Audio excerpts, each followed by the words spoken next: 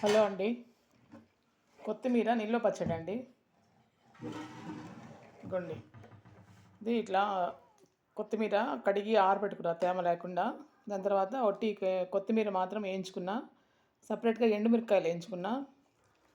ఆవాలు, జీలకర్ర, మెంతులు వేయించుకున్నా. మొత్తం అన్నీ మిక్సీ కలిపి మిక్సీకి వేసిన. కొంచెం చల్లగా ఆరిన తర్వాత మిక్సీకి వేసిన. ఉప్పు వేసి ఆవాలు, మెంతులు, జీలకర్ర, ఎండుమిర్చి, ఉప్పు, కొత్తిమీర వేసిన. అది కొంచెం మెదిగిన తర్వాత చింతపండు వేసుకున్నా. చింతపండు మనం ఎట్లా వేసుకోవాలంటే, చింతపండుని కొంచెం వేడి నీళ్ళల్లో బాగా సలసలా కాగే నీళ్ళల్లో చింతపండు వేసేయాలి. వేసి ఒక 2 నిమిషాలు అట్లే పెట్టేసినామంటే అది కొంచెం బాగా మెత్తగా అయిపోతుందండి చింతపండు. అప్పుడు దాన్ని తీసి దీంట్లోకి మిక్సీకి వేసుకుంటాం. కొత్తిమీరతో పాటు దాన్ని కూడా మిక్సీకి వేస్తాం. ఇట్లా కొంచెం కచ్చాపచ్చాగా వేసుకున్నామంటే మనకు తినేదానికి బాగుంటుంది. వేడి రైస్లోకి వాటిలోకంతా ఇది బాగుంటుందండి టేస్ట్. స్టూడెంట్స్, పిల్లలు, బయట ఉన్న పిల్లలు బాగా ట్రై చేసుకోవచ్చు అండి ఇట్లాంటివన్నీ. టైం లేక ఇబ్బంది పడే వాళ్ళంతా ఈ మారు ఎప్పుడైనా వేసి పెట్టుకున్నారంటే ఒక 6 మంత్స్ ఖచ్చితంగా నిల్వ ఉంటుందండి. ఇది బయట పెట్టుకొని 6 మంత్స్ ఉంటుంది.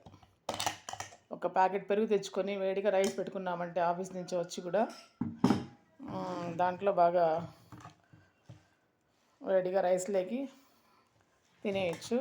ఇదిగోండి, దాన్ని ఇట్లా ఆయిల్ తిరగబాత పెట్టుకున్నా. మళ్ళీ ఆయిల్లోకి ఒట్టి ఆవాలు మాత్రం వేసి తిరగబాత పెట్టుకున్నానండి. ఇదిగోండి, తిరగబాత పెట్టుకొని అందులోకి ఆయిల్ బాగా చల్లారిన తర్వాత దీన్ని వేసి బాగా ఇట్లా కలుపుకునేసినామంటే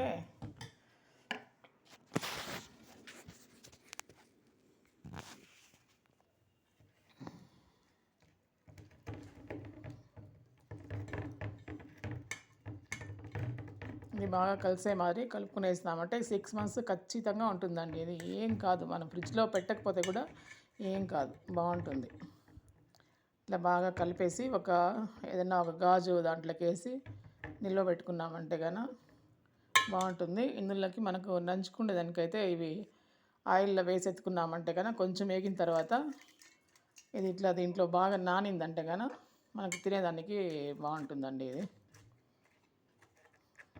సేమ్ ఇదే ఇట్లా మాదిరే పుదీనా వేసుకోవచ్చు, కరివేపాకు కూడా ఇట్లా మాదిరే వేసుకోవచ్చు. సేమ్ ఇదే మాదిరే వేసుకోవచ్చు అండి. ఏమంటే దీంట్లో చన్నీళ్ళు పడకుండా వేసుకుంటే బాగుంటుంది. ఓకే అండి, థ్యాంక్ యూ. నచ్చితే లైక్ చేయండి, షేర్ చేయండి, సబ్స్క్రైబ్ చేయండి ప్లీజ్.